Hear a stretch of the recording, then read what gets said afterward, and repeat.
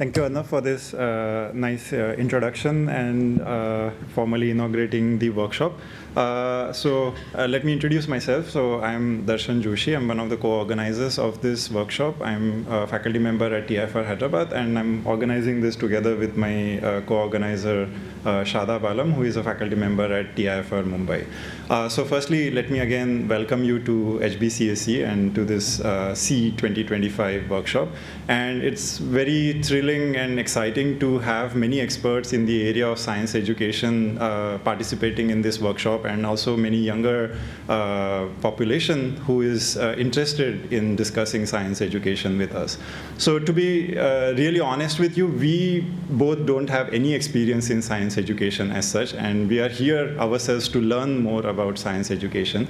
But we come here with a very strong desire to do something from our side, maybe 0.001% of our contribution that we could do to kind of enhance the science education ecosystem in our state and in the country as a whole. So with regards to that, let me say this at the outset, which also Arnab already pointed out, that science education is a very vast and complex topic. And science, if you talk about science education, there are various facets. It starts all the way from school level science education to undergraduate level science education, about research, science communication, women in science, and many such complex problems and directions. What we are going to do here, as Arnab also mentioned, is particularly focus on undergraduate science education. And this is only a very small part of the entire domain, which actually HBCSE as a center is an expert, and they have been facilitating many innovations in science education throughout the years. So just to give you an example, we are not setting a flagpole here, or we are not the first to do anything related to science education. Perhaps we are the least experienced and probably the last people you may want to talk about science education. And in fact, there have been pioneering efforts in when you talk about particularly undergraduate science education. And Arnab already mentioned one of the most important program, which is the NIUS program. And this has been running successfully for several years and has been nurturing undergraduate students and particularly identifying young talents and motivating them to do research particularly. Apart from that, there have been many more programs, like for example, Kishore Vigyan Protsahan Yojana, which was administered by IISc for a long time. That has also been very instrumental in actually nurturing young talents and motivating them towards research at a very young age, right after their 12th class when they enter their undergraduate education. And particularly with regards to encouraging women in science by providing them exposure to advanced science topics, training, and also research exposure, Vigyan Vidushi, which is again organized by HBCSE, has been very instrumental and actually doing pioneering work. In fact, I think in parallel, we already have this program running already, and it would be great if you would like to discuss with some of the participants and so on and so forth.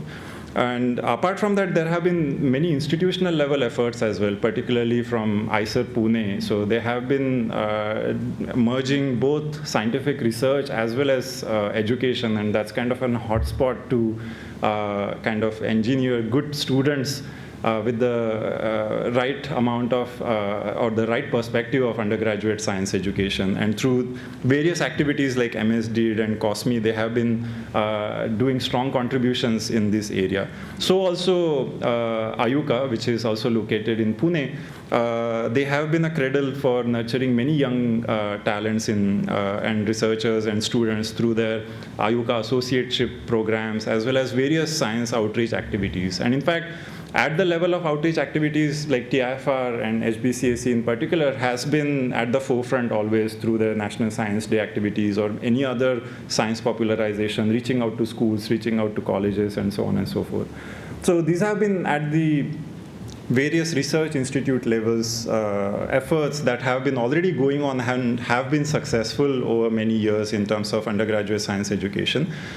In parallel, there are also many other efforts, like some innovative ideas coming out of Azim Premji University, where they are coming with interesting programs for science curriculum and education degrees which integrate both basic sciences and also put emphasis on education rather than just learning the thematic topics of physics, chemistry, or other basic sciences. And there are probably many more efforts, and even in the past, which probably we are not even aware of, and Mr. Vivek Sawant also has some perspective, and he is an expert, and he knows what has been done for decades in the area of science education. So also Professor Aluwalia, who has been instrumental through IAPT. So as I said, we are here really to learn from many such experts and know more about what efforts have already been done and what can be contributed to. So then why did we step in, and why do we want to do this workshop? So as I said, like, we are focusing on undergraduate science education, and the reason for that is a proficient population in scientific training and complex problem solving is very essential for any society, and also directly reflects on the progress of any nation. And if you think about that, undergraduate science education is instrumental because these science graduates are essentially your end products of this skill development part, and they are your strong workforce with regards to innovation, running the country, or coming up with new developments, whether it is in research sectors, in R&D, in government sector, or even in terms of innovative entrepreneurships, starting different startups for various different modern technologies. So for example, we are living in the quantum era. You cannot drive such innovations, or you cannot have interesting entrepreneurship activities unless you have strong science graduates coming out of such programs. So this is one thing that we felt that maybe a dialogue is very essential, not only among academicians and students, but keeping them at the center. We want to have an ecosystem where we also include private sector and policymakers to come together at the same table and have a discussion on how we can further enhance and improve our science education system.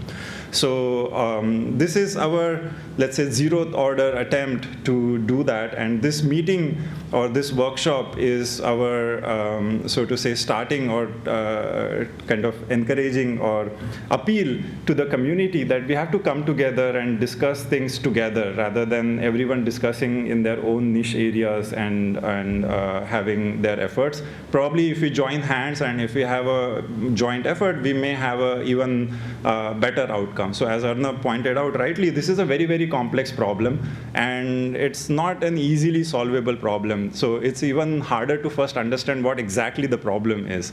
So to solve the problem, we first have to understand what the problem is, and that was one of the reasons to try and bring together educators from different parts of the states, universities, colleges, and also experts in the science education, so that they also get a first-hand experience in discussing with these experts and try and come up with some ideas or discussion points that can be put forward. So also, I will resonate the same thing as Arnab said. This is something that you cannot solve in a day or two, or probably not even in a few months or in a year or so. We are not being naive on that.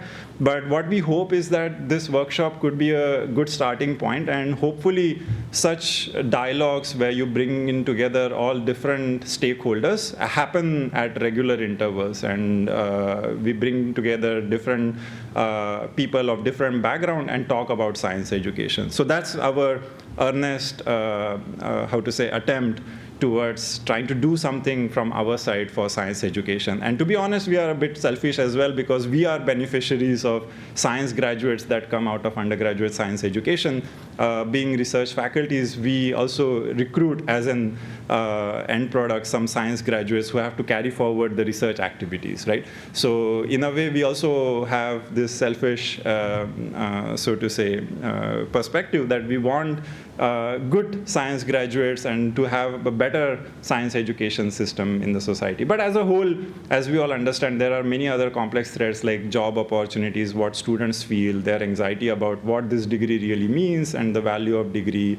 And this is what we are here to discuss together, and hopefully at least come up with some discussion points, if not some solutions. So that's really the gist of this workshop. And again, I welcome you all to this encouraging and hopefully exciting discussion that we are going to have.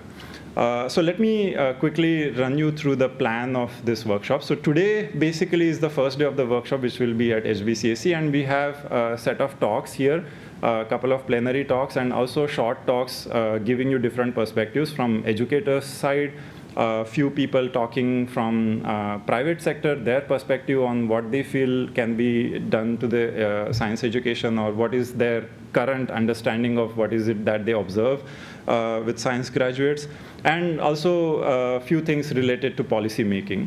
And towards the end of the day, we are going to have a panel discussion with a few experts where they will share their perspectives and ideas related to, again, different aspects of undergraduate science education.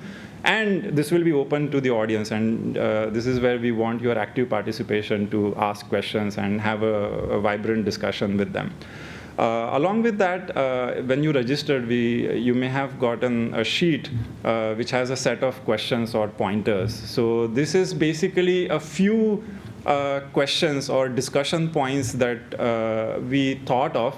And again, these are not exclusive, or these are not the only questions or topics that one can discuss on. But the reason to give you right away was we want you to think along these lines, and probably this is kind of a trigger for you to think about even other discussion points or topics that can come along throughout this day, or after the end of the discussion, or when you talk to other participants. And tomorrow, particularly, this becomes relevant because today is a day with set of talks and panel discussion, but tomorrow is an open discussion, essentially. So what we want is you all to form smaller groups, and we will facilitate that, and I'll give you more details tomorrow regarding that.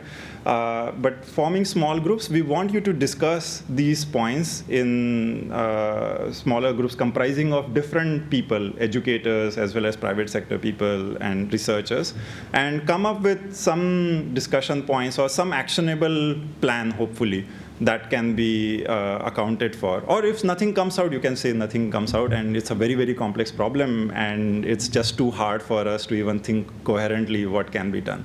But at least what we want is to initiate this, again, dialogue with different stakeholders sitting together and discussing on the same common point, because even on simple things like how the science education or the curriculum should be made, there can be 100 different views. An educator will think differently. An educator sitting at a state university will think differently. An educator sitting in a place like TIFR will think differently. A private sector person will think differently. A policymaker will think differently. But unless you bring them all together, you will never reach a coherent or cohesive solution. So this is our attempt, and that's why the workshop format for tomorrow is very fluid. And we want you to spend time in discussing things, talking to different people. And the reason to give you this sheet is throughout today, you will hear different perspectives, and that might, again, trigger some or give you some more ideas of what could be discussion points and ideas that should be put forward. And so there's also space, and you also have a notebook, and you are more than welcome to, again, pitch in new points that we have not listed, and please feel free to discuss them in your groups tomorrow. So that's about tomorrow. And so that's roughly the plan of our workshop.